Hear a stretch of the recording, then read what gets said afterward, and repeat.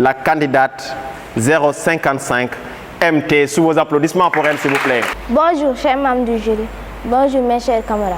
Je me nomme Mariam Touré. Je suis élève en classe de 6e au complexe islamique Fatma Souare. Je suis là aujourd'hui pour vous présenter mon thème, intitulé « Les clés de la réussite ». La réussite. Tout le monde en rêve, mais tout le monde ne se donne pas les moyens d'y parvenir. D'abord, permettez-moi de vous définir ce que c'est que la réussite.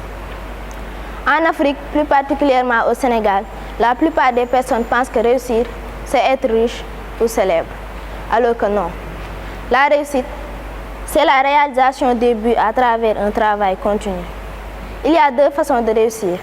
Réussir dans sa vie ou dans ses études. Je vais vous raconter l'histoire de quelqu'un qui a réussi dans sa vie. Leonardo Del Vecchio. Del Vecchio était l'un des enfants que leur mère veuve ne pouvait pas entretenir. Donc il a grandi dans un orphelinat. Il est allé travailler dans une entreprise de moulage de pièces automobiles et de moulage de lunettes. Et c'est là où il a perdu malheureusement une partie de son doigt. Mais malgré ça, il n'abandonna pas. Non, il persévéra. Et oui, il a eu raison. Parce qu'à 23 ans, il ouvre son propre atelier de moulage. Cet atelier de moulage est aujourd'hui le plus grand fabricant de lunettes de soleil au monde. Luxottica fabrique des marques telles que Ray-Ban et Oakley et possède 6 000 magasins qui les vendent. Sa fortune est aujourd'hui estimée à plus de 10 milliards de dollars. Voilà l'histoire de Leonardo Del Vecchio. Je vous pose la question. Si Leonardo Del Vecchio avait abandonné en perdant une partie de son doigt, est-ce qu'il en serait là?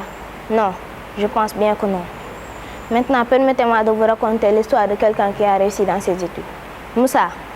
Moussa était un jeune, mais en même temps soutien de famille, parce qu'il avait perdu son père. Oui, Moussa aimait bien étudier, mais sa mère n'avait pas les moyens de lui payer sa scolarité.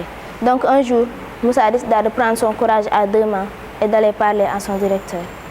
Et heureusement, son directeur a eu de la compréhension envers lui et décida de le prendre en charge. Moussa était le meilleur de sa classe, mais chaque jour, il entendait toutes sortes d'injures, d'insultes et de moqueries. Mais il resta sourd, muet et aveugle face à ça. Quelques mois après, Moussa a eu son BFM. Tout le monde le félicita. Et quelques ans après, Moussa a eu son bac, et en plus de fils. Mais il décida d'en rester là. Pourquoi? Parce qu'il avait vu les situations de sa mère et il voulait le sortir de là-bas. Mais de nos jours, il est très difficile de trouver du travail juste en ayant le bac. Moussa a eu du mal à trouver un travail, mais il réussit à en trouver. Il commençait à travailler et commençait à rassembler de l'argent. Il commençait à aider sa mère et n'oubliait pas non plus son directeur qui l'aidait. Moussa a commencé à travailler et maintenant il commençait à gagner de l'argent. Lui et sa mère n'étaient maintenant plus pauvres. Voilà l'histoire de Moussa. On peut dire aussi que pour réussir, ces 6 éléments sont essentiels. Premièrement, être au clair avec ses objectifs. Oui, être très clair pour savoir ce qu'on veut. Deuxièmement, la persévérance. Troisièmement, la passion. Quatrièmement, savoir dépasser ses limites. Cinquièmement, se connaître pour révéler son potentiel. Sixièmement, et le plus important de tous, le travail. Il y avait l'ancien président Abdoulaye Wade qui disait « Il faut travailler, toujours travailler, beaucoup travailler et encore travailler. » Et oui, il a eu raison. Maintenant, pour conclure tout ça, on peut dire que ces 6 éléments sont essentiels pour réussir.